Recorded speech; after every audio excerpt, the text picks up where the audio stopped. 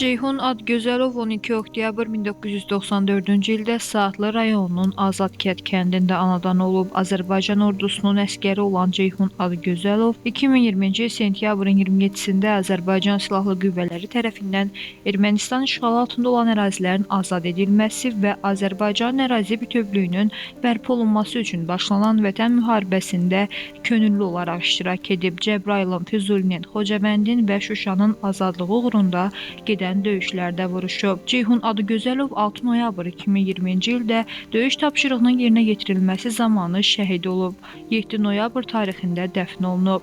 Azərbaycan ərazisi bütövlüyünün təmin edilməsi uğrunda döyüş əməliyyatlarına qatılan və hərbi hissə qarşısında qoyulmuş tapşırıqların icrası zamanı vəzifə borcunu şərəflə yerinə yetirdiyi üçün Azərbaycan Prezidenti İlham Əliyevin sərəncamlarına əsasən Ceyhun Adgözəlov ölümündən sonra vətən uğrunda Şuşanın azad olunmasına görə cəsur döyüşçü, Cəbrayılın azad olunmasına görə və Xocavəndin azad olunmasına görə medalları ilə təltif edilib.